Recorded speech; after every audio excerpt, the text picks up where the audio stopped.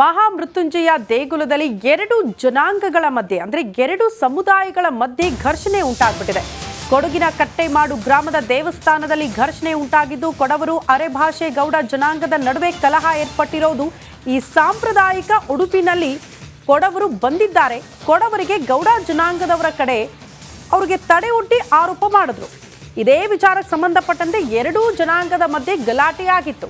ಹಾಗಾಗಿ ಈ ಘಟನೆ ಮತ್ತೆ ವಿಕೋಪಕ್ಕೆ ಹೋಗಿ ಇನ್ನೇನೋ ಅನಾಹುತ ಆಗಬಾರದು ಅನ್ನೋ ಕಾರಣಕ್ಕೆ ಪೊಲೀಸರು ಕೂಡ ಕಟ್ಟೆಚ್ಚರ ವಹಿಸಿದ್ರು. ಕೆಲ ಪ್ರಮುಖರನ್ನೇ ನಿನ್ನೆ ವಶಕ್ಕೆ ಪಡೆದುಕೊಂಡಿದ್ದನ್ನ ಗಮನಿಸಿದ್ವಿ. ಈಗ ನೋಡಿ, 3 ದಿನಗಳ ಹಿಂದಿನ ಗಲಾಟೆಯಿಂದಾಗಿ ಉತ್ಸವದ ಮೊಟಕು ಕೂಡ ಆಗಿದೆಯಂತೆ. ಜನವರಿ 2ರವರೆಗೂ ಕೂಡ ನಿಷೇಧಾಜ್ಞೆ ಜಾರಿ ಮಾಡಲಾಗಿದೆ. ಸ್ಥಳದಲ್ಲಿ ಪೊಲೀಸರ ನಿಯೋಜನೆ ಇದೆ ಭದ್ರತೆಗಾಗಿ. ಅಟ್ ದ ಫಸ್ಟ್ ಟೈಮ್ ಎರಡೂ ಜನಾಂಗದ ಮಧ್ಯೆ ಈ ರೀತಿ ಗಲಾಟೆಯಾಗಿರೋದು. ಯಾವ ಕಾರಣಕ್ಕೆ ಅನ್ನೋದು ಬಹುತೇಕರಿಗೆ ಪ್ರಶ್ನೆ ಆಗ್ಬಿಟ್ಟಿತ್ತು. ಹೌದಾ, ಈ ರೀತಿ ಎರಡು ಜನಾಂಗದ ಮಧ್ಯೆ ಯಾವತ್ತೂ ಕೂಡ ಇರಲಿಲ್ಲ. ಅಂದ್ರೆ ಸಾಮರಸ್ಯಕ್ಕೆ ಹೆಸರುವಾಸಿಯಾದಂತಹ ಸಮುದಾಯ.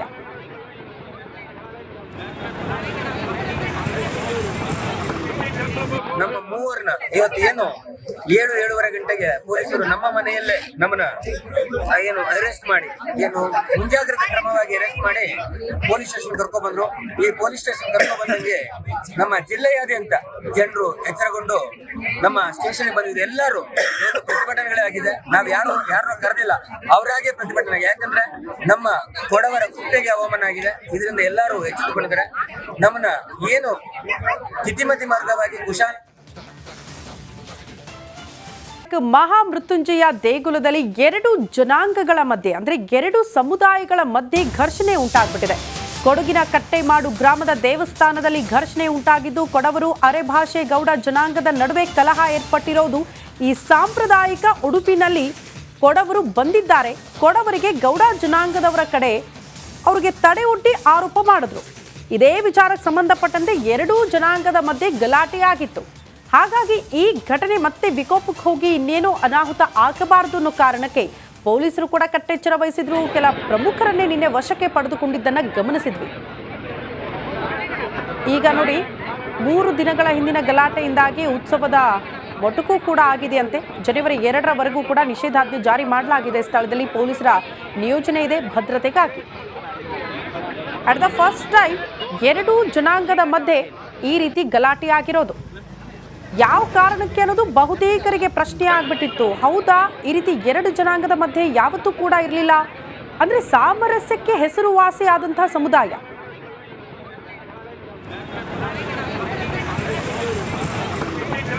ನಮ್ಮ ಮೂವರನ್ನ ಇವತ್ತು ಏನು 7-7:30 ಗಂಟೆಗೆ ಪೊಲೀಸರು ನಮ್ಮ ಮನೆಯಲ್ಲೇ ನಮ್ಮನ್ನ ಏನು ಅರೆಸ್ಟ್ ಮಾಡಿ ಮುಂಜಾಗ್ರತಾ ಕ್ರಮವಾಗಿ ಅರೆಸ್ಟ್ ಮಾಡಿ ಪೊಲೀಸ್ ಸ್ಟೇಷನ್ ಕರ್ಕೊಂಡ್ ಬಂದ್ರು.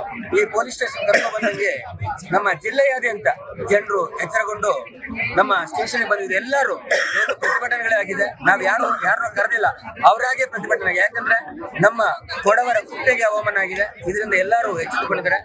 ನಮ್ಮನ್ನ ಏನು ತಿಥಿಮತಿ ಮಾರ್ಗವಾಗಿ ಕುಶಾಲ್ ಹೊಸ ವರ್ಷದ ಸ್ವಾಗತಕ್ಕೆ ಭರ್ಜರಿ ತಯಾರಿ ಆಗ್ತಾ ಇದೆ. 2025 ವರ್ಷಾಚರಣೆಗೆ ಸಿಲಿಕಾನ್ ಸಿಟಿ ಸಿದ್ಧವಾಗಿದೆ. ಬೆಂಗಳೂರಿನಲ್ಲಿ 11,000 ಪೊಲೀಸರ ನಿಯೋಜನೆಯಾಗಿದೆ. ಕಾರಣ ಭದ್ರತೆಗಾಗಿ. ಮಧ್ಯರಾತ್ರಿ 1 ಗಂಟೆ ತನಕ ಪಾರ್ಟಿ ಮಾಡೋದಕ್ಕೆ ಅವಕಾಶ ಇದೆ. ಕುಡಿದು ಗಾಡಿ ಓಡಿಸಿದ್ರೆ ಮಾತ್ರ ಫೈನ್ ಹಾಕ್ತಾರೆ ಪೊಲೀಸರು, ಹುಷಾರಾಗಿರಿ. ಮಧ್ಯರಾತ್ರಿ 2 ಗಂಟೆ ತನಕ BMTC ಮೆಟ್ರೋ ಸಂಚಾರ ಇರುತ್ತೆ. ಹಾಗಾಗಿ ರಿಸ್ಕ್ ತಗೋಬೇಡಿ. ಡ್ರಿಂಕ್ ಆ್ಯಂಡ್ ಡ್ರೈವ್ ಫೈನ್ ಕಟ್ಟಬೇಕಾಗುತ್ತೆ. ಹೆಲ್ಮೆಟ್ ಧರಿಸಿಲ್ಲ ಅಂದರೆ ತೂರಾಡಿದ್ರೆ ಇದೆಲ್ಲದಕ್ಕೂ ಕೂಡ ಕ್ರಮ ಇರುತ್ತೆ ಪೊಲೀಸರಿಂದ. ಹಾಗಾಗಿ ಹುಷಾರಾಗಿರಿ, ಮೈ ಮರಿಬೇಡಿ. BMTC ಬಸ್ ಸಂಚಾರ ಕೂಡ ಇರುತ್ತೆ ಮಧ್ಯರಾತ್ರಿ ತನಕ. ಮತ್ತೊಂದು ಕಡೆ ಮೆಟ್ರೋ ಸೇವೆ ಕೂಡ ನಿಮಗೆ ಲಭ್ಯ ಇರುತ್ತೆ. ಆರಾಮಾಗಿ ಓಡಾಡಬಹುದು, ಪಾರ್ಟಿ ಮಾಡಬಹುದು. ಒಂದು ಕಡೆ ಭರ್ಜರಿ ಸಿದ್ಧತೆಗಳಾಗ್ತಾ ಇದೆ, ಮತ್ತೊಂದು ಕಡೆ ಪೊಲೀಸ್ ಇಲಾಖೆಯಿಂದ ಅಷ್ಟೇ ದೊಡ್ಡ ಮಟ್ಟದಲ್ಲಿ ಭದ್ರತೆಯನ್ನು ಒದಗಿಸಲಾಗ್ತಾ ಇದೆ. ಕಾರಣ ನಮಗೆಲ್ಲ ಗೊತ್ತು, ಹೊಸ ವರ್ಷದ ಸಂದರ್ಭದಲ್ಲಿ ಯಾವ ರೀತಿ ಬೇರೆ ಬೇರೆ ಘಟನೆಗಳಿಗೆ ಸಾಕ್ಷಿ ಆಗ್ಬಿಡುತ್ತೆ ಸಿಲಿಕಾನ್ ಸಿಟಿ ಅಂತ. ಈ ಬಗ್ಗೆ ಮತ್ತಷ್ಟು ಡೀಟೇಲ್ಸ್ ಅನ್ನ ಕೊಡ್ತಾ ಹೋಗ್ತಾರೆ ಹಿರಿಯ ಪ್ರತಿನಿಧಿ ದೀಪ್ತಿ ತೋಳ್ಪಾಡಿ. ನೇರ ಸಂಪರ್ಕದಲ್ಲಿ ಜಾಯಿನ್ ಆಗ್ತಿದ್ದಾರೆ. ದೀಪ್ತಿ, ಒಂದ್ ಕಡೆ ಸಿಲಿಕಾನ್ ಸಿಟಿ ಜನ ಈ ಮೋಜು ಮಸ್ತಿ ಮಾಡಬೇಕು, ನ್ಯೂ ಇಯರ್ ಪಾರ್ಟಿಯಲ್ಲಿ ಭಾಗ್ಯ ಆಗಬೇಕು ಅಂತ ಅಡ್ವಾನ್ಸ್ ಬುಕ್ಕಿಂಗ್ ಮಾಡಿಕೊಂಡು ಸಿದ್ಧರಾಗಿದ್ರೆ, ಮತ್ತೊಂದು ಕಡೆ ಪೊಲೀಸ್ ಇಲಾಖೆ ಕೂಡ ಅಷ್ಟೇ ಸರ್ವಸನ್ನದ್ಧ ಆಗ್ಬಿಡುತ್ತೆ ಭದ್ರತೆಯ ದೃಷ್ಟಿಯಿಂದ. ಸಿದ್ಧತೆ ಭದ್ರತೆ ಹೇಗಿದೆ, ಡೀಟೇಲ್ಸ್ ಅನ್ನ ಕೊಡ್ತಾ ಹೋಗೋದಾದ್ರೆ? ಶ್ರುತಿ, ನಾನೀಗ MG ರಸ್ತೆಯಲ್ಲಿದ್ದೀನಿ.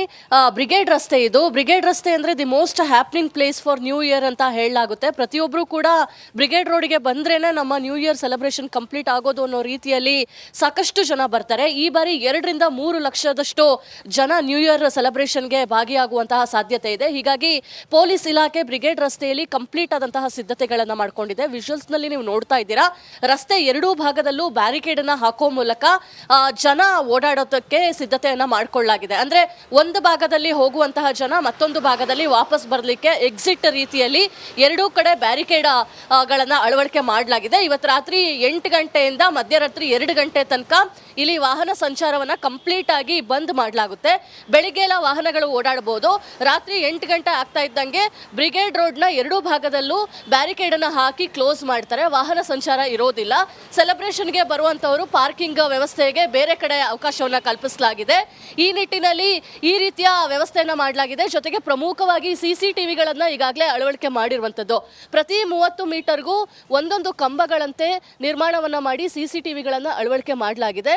ಕಳೆದ ಬಾರಿ 250 ರಿಂದ 300 CCTVಗಳನ್ನ ಇನ್ಸ್ಟಾಲ್ ಮಾಡಲಾಗಿತ್ತು. ಆದರೆ ಈ ಬಾರಿ ಹೆಚ್ಚಿನ ಭದ್ರತಾ ದೃಷ್ಟಿಯಿಂದ 800ಕ್ಕೂ ಹೆಚ್ಚು CCTVಗಳನ್ನ ಅಳವಡಿಕೆ ಮಾಡಲಾಗಿದೆ. ಇನ್ನು ಲೈಟಿಂಗ್ ವ್ಯವಸ್ಥೆ, ಇನ್ನು ಸಂಜೆ 6 ಗಂಟೆ ನಂತರ ಲೈಟಿಂಗ್ಗಳನ್ನ ಕೂಡ ಹಾಕಲಾಗುತ್ತೆ. ಬ್ರಿಗೇಡ್ ರೋಡ್ ಟ್ರೇಡರ್ಸ್ ಅಸೋಸಿಯೇಷನ್ ಅವರು 15 ಲಕ್ಷ ರೂಪಾಯಿ ಖರ್ಚನ್ನ ಮಾಡಿ ಲೈಟಿಂಗ್ ವ್ಯವಸ್ಥೆಯನ್ನ ಕೂಡ ಮಾಡಿದ್ದಾರೆ. ಡಿಸೆಂಬರ್ 15ರಿಂದ ಇದೇ ರೀತಿಯಾಗಿ ಲೈಟಿಂಗ್ ವ್ಯವಸ್ಥೆ ಇದೆ. ಇವತ್ತು ರಾತ್ರಿ ಸಂಜೆ 6 ಗಂಟೆ ನಂತರ ಲೈಟಿಂಗ್ಗಳು ಕೂಡ ಆನ್ ಆಗುತ್ತೆ. ಸೊ ಬರುವಂತವರು ಬ್ರಿಗೇಡ್ ರಸ್ತೆಗೆ ಬಂದು ನ್ಯೂ ಇಯರ್ ಸೆಲೆಬ್ರೇಷನ್ ಮಾಡಬಹುದು. ಮತ್ತೊಂದು ಕಡೆ ಈಗಾಗಲೇ ಪ್ರೀ ಬುಕ್ಕಿಂಗ್ ಕೂಡ ಆಗಿದೆ. ಕೆಲವೊಂದು ಅರ್ಲಿ ಬರ್ಡ್ ಆಫರ್ ಅನ್ನೋ ರೀತಿಯಲ್ಲಿ ಒಂದು ತಗೊಂಡ್ರೆ ಒಂದು ಫ್ರೀ ಅಥವಾ ಡ್ರಿಂಕ್ಸ್ ಜೊತೆಗೆ ಹೋಟೆಲ್ ಸ್ಟೇ ಈ ರೀತಿಯ ವ್ಯವಸ್ಥೆಗಳನ್ನು ಮಾಡಲಾಗಿದೆ. ಕೇಕ್ ವ್ಯಾಪಾರ ಕೂಡ ಜೋರಾಗಿದೆ. ಚರ್ಚ್ ಸ್ಟ್ರೀಟ್ನಲ್ಲಿ ಪಬ್ಗಳು ಕೂಡ ರೆಡಿ ಆಗಿರುವಂಥದ್ದು. ಸೊ ಕೌಂಟ್ ಡೌನ್ ಶುರುವಾಗಿದೆ ಹೊಸ ವರ್ಷದ ಆಚರಣೆಗೆ. ಬ್ರಿಗೇಡ್ ರಸ್ತೆ, ಚರ್ಚ್ ಸ್ಟ್ರೀಟ್ ರಸ್ತೆ ನ್ಯೂ ಇಯರ್ಗೆ ನವ ವಧುವಿನಂತೆ ಸಿಂಗಾರಗೊಂಡಿರುವಂಥದ್ದು. ಶ್ರುತಿ. ಓಕೆ ದೀಪ್ತಿ, ಧನ್ಯವಾದಗಳು ತಮ್ಮೆಲ್ಲ ಮಾಹಿತಿಗೆ. ಮಹಾಮೃತ್ಯುಂಜಯ ದೇಗುಲದಲ್ಲಿ 2 ಜನಾಂಗಗಳ ಮಧ್ಯೆ ಅಂದ್ರೆ 2 ಸಮುದಾಯಗಳ ಮಧ್ಯೆ ಘರ್ಷಣೆ ಉಂಟಾಗ್ಬಿಟ್ಟಿದೆ. ಕೊಡಗಿನ ಕಟ್ಟೆಮಾಡು ಗ್ರಾಮದ ದೇವಸ್ಥಾನದಲ್ಲಿ ಘರ್ಷಣೆ ಉಂಟಾಗಿದ್ದು, ಕೊಡವರು ಅರೆಭಾಷೆ ಗೌಡ ಜನಾಂಗದ ನಡುವೆ ಕಲಹ ಏರ್ಪಟ್ಟಿರೋದು. ಈ ಸಾಂಪ್ರದಾಯಿಕ ಉಡುಪಿನಲ್ಲಿ ಕೊಡವರು ಬಂದಿದ್ದಾರೆ. ಕೊಡವರಿಗೆ ಗೌಡ ಜನಾಂಗದವರ ಕಡೆ ಅವರಿಗೆ ತಡೆ ಒಡ್ಡಿ ಆರೋಪ ಮಾಡಿದ್ರು. ಇದೇ ವಿಚಾರಕ್ಕೆ ಸಂಬಂಧಪಟ್ಟಂತೆ 2 ಜನಾಂಗದ ಮಧ್ಯೆ ಗಲಾಟೆಯಾಗಿತ್ತು. ಹಾಗಾಗಿ ಈ ಘಟನೆ ಮತ್ತೆ ವಿಕೋಪಕ್ಕೆ ಹೋಗಿ ಇನ್ನೇನೋ ಅನಾಹುತ ಆಗಬಾರದು ಅನ್ನೋ ಕಾರಣಕ್ಕೆ ಪೊಲೀಸರು ಕೂಡ ಕಟ್ಟೆಚ್ಚರ ವಹಿಸಿದ್ರು. ಕೆಲ ಪ್ರಮುಖರನ್ನೇ ನಿನ್ನೆ ವಶಕ್ಕೆ ಪಡೆದುಕೊಂಡಿದ್ದನ್ನ ಗಮನಿಸಿದ್ವಿ. ಈಗ ನೋಡಿ, 3 ದಿನಗಳ ಹಿಂದಿನ ಗಲಾಟೆಯಿಂದಾಗಿ ಉತ್ಸವದ ಮೊಟಕು ಕೂಡ ಆಗಿದೆಯಂತೆ. ಜನವರಿ 2ರವರೆಗೂ ಕೂಡ ನಿಷೇಧಾಜ್ಞೆ ಜಾರಿ ಮಾಡಲಾಗಿದೆ. ಸ್ಥಳದಲ್ಲಿ ಪೊಲೀಸರ ನಿಯೋಜನೆ ಇದೆ ಭದ್ರತೆಗಾಗಿ. ಅಟ್ ದ ಫಸ್ಟ್ ಟೈಮ್ 2 ಜನಾಂಗದ ಮಧ್ಯೆ ಈ ರೀತಿ ಗಲಾಟೆ ಆಗಿರೋದು. ಯಾವ ಕಾರಣಕ್ಕೆ ಅನ್ನೋದು ಬಹುತೇಕರಿಗೆ ಪ್ರಶ್ನೆ ಆಗ್ಬಿಟ್ಟಿತ್ತು. ಹೌದಾ, ಈ ರೀತಿ 2 ಜನಾಂಗದ ಮಧ್ಯೆ ಯಾವತ್ತೂ ಕೂಡ ಇರಲಿಲ್ಲ. ಅಂದ್ರೆ ಸಾಮರಸ್ಯಕ್ಕೆ ಹೆಸರುವಾಸಿ ಆದಂತಹ ಸಮುದಾಯ.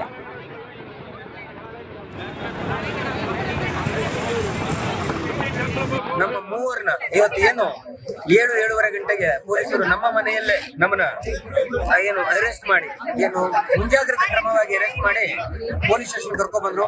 ಈ ಪೊಲೀಸ್ ಸ್ಟೇಷನ್ ಕರ್ಕೊಂಡ್ ಬಂದಂಗೆ ನಮ್ಮ ಜಿಲ್ಲೆಯಾದ್ಯಂತ ಜನರು ಎಚ್ಚರಗೊಂಡು ನಮ್ಮ ಸ್ಟೇಷನ್ ಬಂದಿದೆ. ಎಲ್ಲರೂ ಪ್ರತಿಭಟನೆಗಳೇ ಆಗಿದೆ. ನಾವ್ ಯಾರನ್ನೂ ಕರೆದಿಲ್ಲ, ಅವರಾಗೆ ಪ್ರತಿಭಟನೆ. ಯಾಕಂದ್ರೆ ನಮ್ಮ ಕೊಡವರ ಕುಟ್ಟೆಗೆ ಅವಮಾನ ಆಗಿದೆ. ಇದರಿಂದ ಎಲ್ಲರೂ ಎಚ್ಚೆತ್ತುಕೊಂಡಿದ್ದಾರೆ. ನಮ್ಮನ್ನ ಏನು ತಿಥಿಮತಿ ಮಾರ್ಗವಾಗಿ ಕುಶಾಲ್